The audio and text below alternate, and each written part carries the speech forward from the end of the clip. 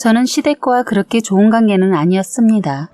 왜냐하면 시댁에서 남편은 귀한 장손으로 애주중지 자란 사람이었기에 저 같은 사람에게 장가를 보낼 수 없다고 하시더라고요. 제가 그렇게 좋은 학벌과 집안은 아니지만 그래도 저도 저희 부모님에게 사랑을 충분히 받고 남들한테 말하면 좋은 곳이라고 듣는 직장에 다니고 있었거든요. 그래서 시댁의 큰 반대 때문에 파혼까지 생각하다가 남편 하나만 바라보고 결혼까지 골인하게 되었습니다. 그렇게 결혼을 하고 1년쯤 지났을 때 저는 아이를 임신하게 되어 모든 집안에 경사가 났었어요. 그런데 임신 후 몇 개월이 지나자 아이가 딸이라는 것을 알고 나니 황당하게도 아들이 아닌 딸을 가졌다고 서운했는데 시어머니가 저에게 차갑게 대하시더라고요. 그래서 시댁에 가도 대면대면한 사이로 지내던 도중 시아버님이 돌아가시게 되었습니다. 시댁은 시골이었는데 시골에서는 막걸리 한 잔 걸치고 잠깐 운전하는 일이 되게 흔하잖아요. 그런데 이 행동을 시아버님이 되게 즐겨 하셨어요. 평소에도 남편이랑 시어머님이 그러지 말라고 몇 년 동안 말리시는 모습을 봤었는데 결국 그날도 친구분들과 술을 드신 후 혼자 차를 끌고 오시다가 낭떠러지가 있는 계곡 쪽에 차가 떨어지게 되었고 그 차 안에 타고 계시던 시아버지는 그 자리에서 즉사를 하셨다고 하더라고요. 그렇게 시아버지가 갑작스럽게 돌아가시게 되면서 어머님이 너무 힘들어하시고 우울증 증세를 보이시는 것 같아 저희 집으로 모시게 되었습니다. 아까 말했다시피 어머니와 저와 사이가 그렇게 좋지는 않아서 모시는 것이 탐탁지만은 않았어요. 하지만 저희 엄마가 돌아가시기 전에 남편이 저희 집에 친정엄마가 잠깐 계실 수 있도록 배려해 줬었거든요. 이 일이 있기 전에 남편의 조그마한 배려 덕분에 엄마와 마지막에 좋은 추억을 쌓게 된 것 같아 되게 좋았었기에 이번에는 제가 배려해 줄 차례인 것 같아서 남편은 저에게 자기야 정말 미안한데 우리 엄마가 아버지가 돌아가시고 나서 너무 힘들어하시네. 자기가 힘든 거 알겠는데 엄마가 좀 기운 차릴 때까지만 우리 집에 잠깐 모시자. 내가 더 잘할 테니까 허락해줘. 라고 하길래 고생길이 화냈지만 그냥 알겠다고 했습니다. 그리고 홀로 계신 어머님이 혹시라도 우울증 때문에 극단적인 선택을 할까 걱정이 되기도 했고 둘이 살던 집에 혼자 남겨진다면 너무 쓸쓸할 것 같더라고요. 그렇게 해서 손님방으로 남겨져 있던 방을 어머님이 쓰시기로 하고 저희 부부와 제 딸 현영이 어머님 이렇게 4명의 식구가 함께 살게 되었습니다. 저와 남편의 경우 둘 다 회사 생활을 하고 있었고 현영이는 7살이라서 어린이집이 끝나면 태권도 학원에 가서 7시쯤 끝났었기 때문에 어머님이랑 자주 마주칠 일이 없더라고요. 그리고 처음에는 어머님이 많이 무기력하셔서 저희한테 별로 신경도 쓰지 않으시고 혼자 지내시는 시간이 많아서 그렇게 큰 불편함을 느끼지 못했습니다. 그런데 한 2주 정도가 지났을까? 그때부터 어머님이 조금씩 괜찮아지기 시작했는지 방이 아니라 거실과 주방에 자주 나와 계시더라고요. 예상했던 것보다 빨리 괜찮아지신 것 같아서 정말 다행이라고 생각되었는데 이때부터 시어머니의 참견이 시작되었습니다. 제가 일을 마치고 오면 거실이나 주방에 나와 계신 시어머니는 집안일에 대해서 한 소리씩 하시기 시작했어요. 처음에는 신세를 지고 있기 때문에 별 말씀을 안 하시고 노력한 듯 보였지만 시간이 지날수록 저희 집안일에 신경을 쓰시는 정도가 심해지시더라고요. 집안 먼지부터 시작해서 빨래, 설거지, 냉장고, 심지어는 소파 아래에 있는 먼지까지 신경을 쓰시더라고요.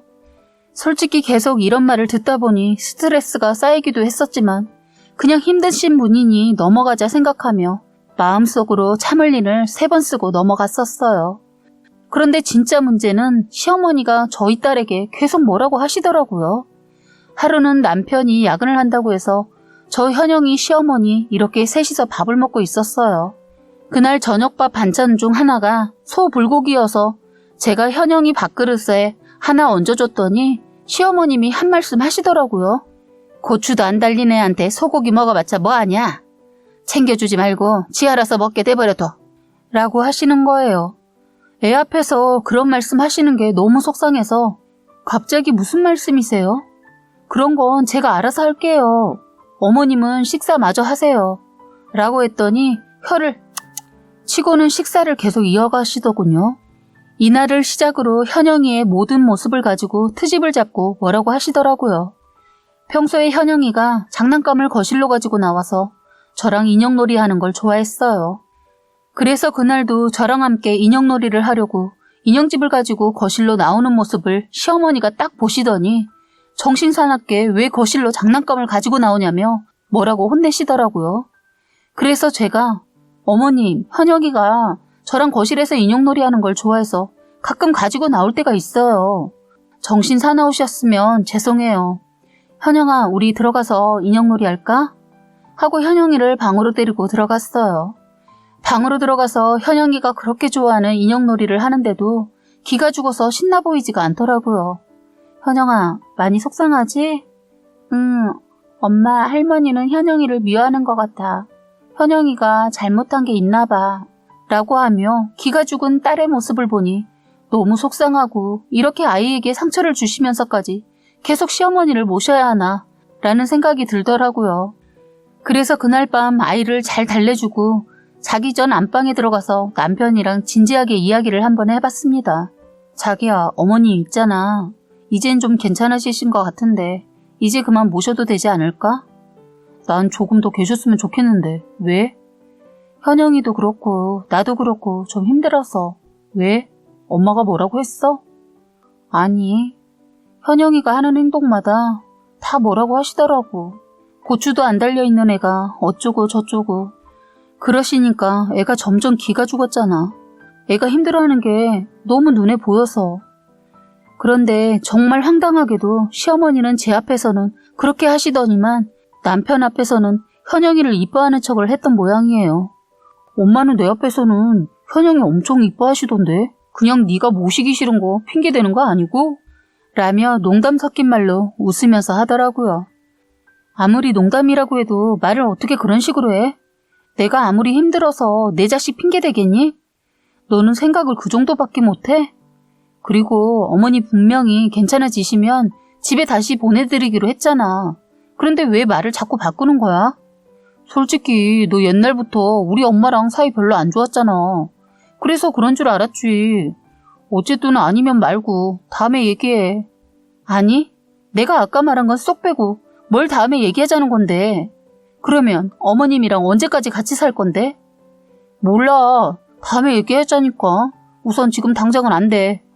뭐가 안 되는데? 정확히 얘기해.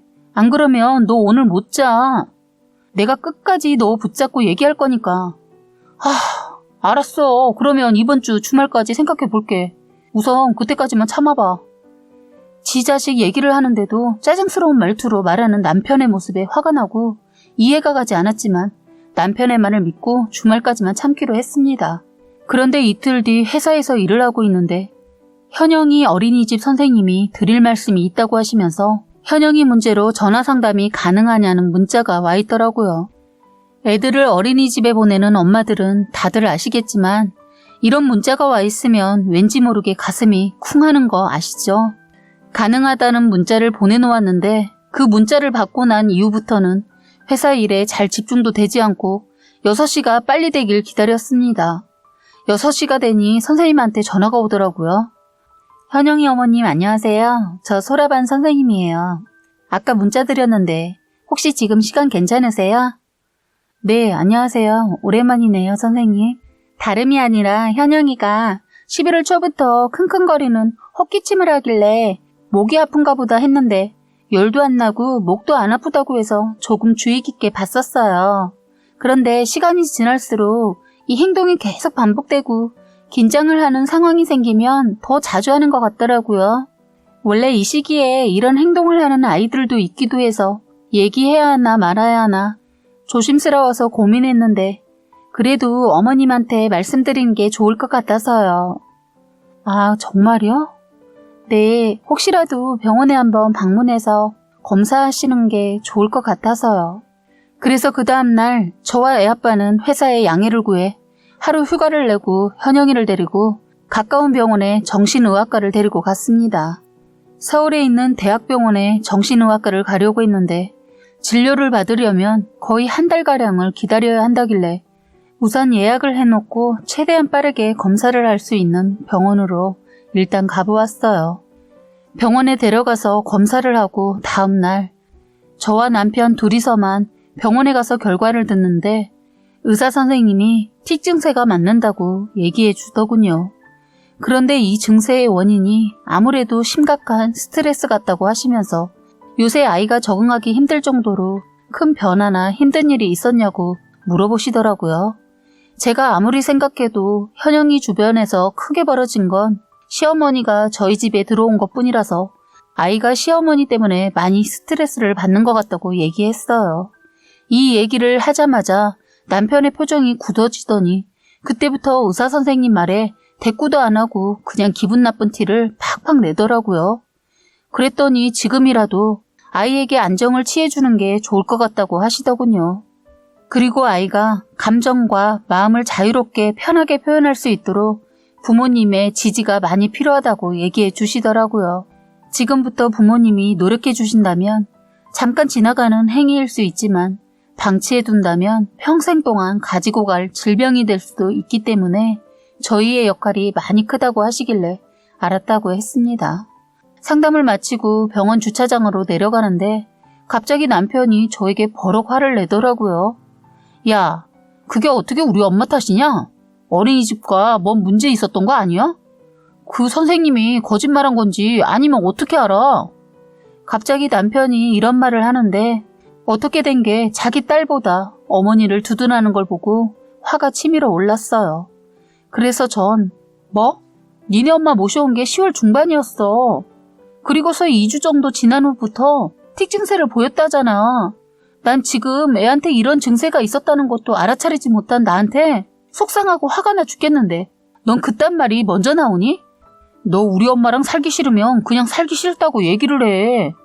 현영이 핑계대지 말고 속 뻔히 보이는 행동 그만해. 짜증나니까. 내가 무슨 속이 뻔한 행동을 했다고 그래? 너는 의사 선생님한테 그런 말을 듣고도 왜 인정을 안 하고 그딴 말을 짓거리는데. 그래, 네 말대로 나 정말 니네 엄마랑 살기 싫어. 너도 솔직히 생각을 해봐. 애한테 이쁘다는 말 한 번도 해준 적 없는 할머니가 말이 되니? 그리고 요즘 시대가 어느 시대인데 자식 성별을 따지고 지랄이야. 그리고 너 있을 때만 현영이 이뻐하는 척하고 나 있을 때는 구박하는데 그런 당신 엄마 꼴도 보기 싫어. 너 지금 지랄이라고 했어? 장난해? 지랄이라고 했다. 뭐 어쩔래?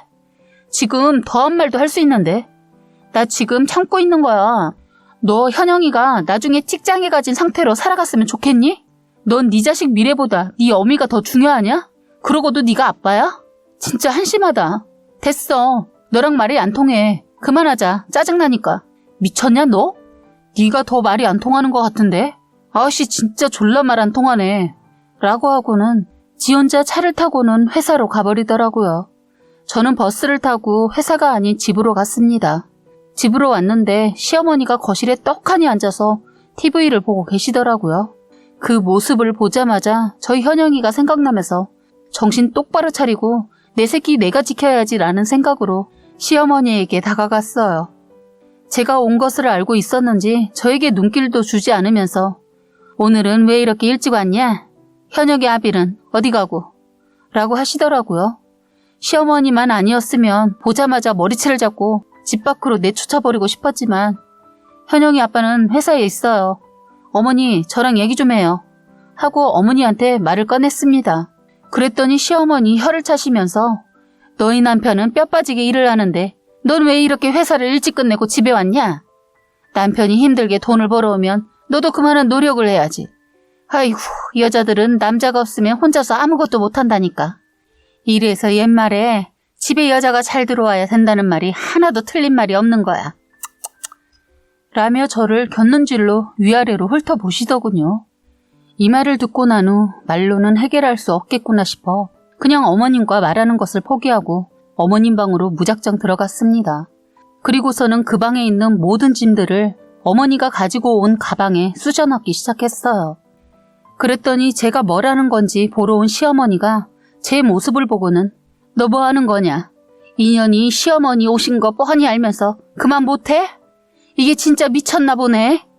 하면서 짐 싸는 제 손을 막더라고요. 그래서 제가 고래고래 소리 지르면서 예, 제가 바로 미친년입니다. 그러니까 미친년한테 물리기 싫으시면 가만히 계세요. 하면서 짐을 쌌어요. 그랬더니 저를 말리다가 자신보다 젊은 제 힘을 못 이길 거라는 걸 느끼셨는지 제 뒤에서 누군가에게 전화를 걸려고 하시길래 그 폰도 제가 억지로 뺏어서 그 가방 안으로 넣어버렸어요. 폰을 가방 안으로 넣자마자 갑자기 제 머리채를 잡으시고는 그래 이년아, 내가 네 년이 언젠가는 나한테 이럴 줄 알았다. 내 귀한 아들 훔쳐간 여우 같은 년. 이제는 그것도 모자라 나한테 하는 짓 보게. 하며 저에게 쌍욕을 계속 내뱉더군요. 제 머리털을 잡고 있는 시어머니의 머리카락을 잡아버릴까 하다가 차마 그렇게는 못해서 양손으로 시어머니가 쥐고 있는 손을 향해 꽉 잡았고 손목을 힘을 주어서 풀게 했어요. 그리고 있는 힘껏 힘을 쥐었더니 아이고 내 손, 아이고 나 죽네. 야 이년아, 이 손 놓지 못해 라고 하더라고요. 그리고서는 손을 힘껏 내쳤어요. 이 순간 오로지 제 딸 현영이만 생각이 났어요. 저는 현영이를 생각해서라도 오늘 기필코 시어머니와 결판을 지어야겠다고 생각했어요. 보자 하니까 늙어서 노망이 났어요? 어디서 제 머리를 잡는 거예요? 지금 어머니 제정신이에요? 그리고 제가 여우 같은 년이라고요? 마음대로 생각하세요. 제가 미친년이든 여우 같은 년이든 병신 같은 년이든 그 이상을 보여드릴 테니까요. 제가 쥐지 않고 시어머니께 달려들자 노망난 노친네가 씩씩거리며 안절부절 못하시더군요. 이러지도 저러지도 못하는 시어머니의 짐을 다 싼 후 어머니의 손을 잡고 억지로 질질 끌고 나가 현관문 앞으로 내보낸 후 짐가방을 현관문 밖으로 휙 던지고 얼굴에 5만원짜리 3장을 던졌어요.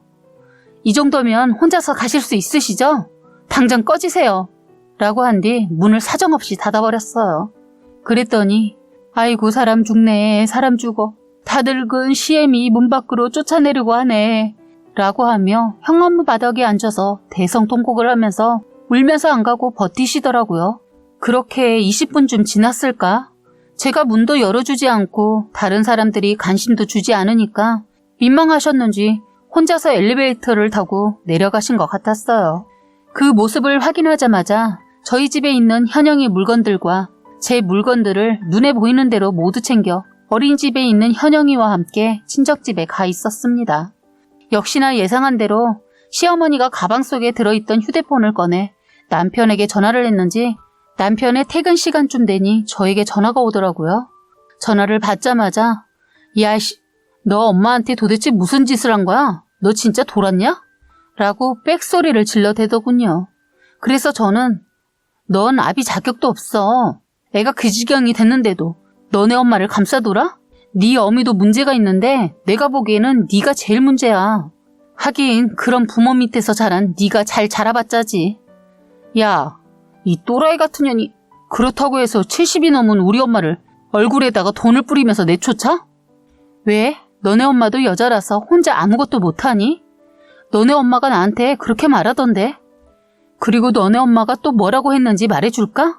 나한테 또라이 같은 년이라고 하던데. 근데 또라이 같은 년은 네 엄마겠지. 마마보이 같은 머저리 같은 새끼야. 라면서 욕지거리를 날려줬네요. 내가 너 같은 년이랑 결혼해서 몇 년 동안 살았다는 것 자체가 소름이 끼친다. 라고 하더라고요. 그 말은 제가 해야 하는 말인데 남편이 하더라고요. 참 어처구니가 없어서 야, 그건 내가 하고 싶은 말이야. 너는 이제 현영이 못 볼 줄 알아. 지 자식 귀한 줄 모르는 너는 현영이 볼 자격이 없어. 알았어? 라고 한 뒤 저는 전화를 끊었습니다. 참 이런 마마보이 같은 놈이랑 결혼해서 산 내가 참 한심스럽더라고요. 처음에 자기 엄마 조금만 데리고 있자고 하더니만 이제 아예 저한테 떠넘기고 모시게 할 생각이었던 것 같았습니다. 설마 했는데 말이에요. 그리고 어떻게 처자식이 그렇게 힘들어하는데 처자식은 안중에도 없고 자기 엄마만 생각하는 저런 인간 진짜 치가 떨렸습니다.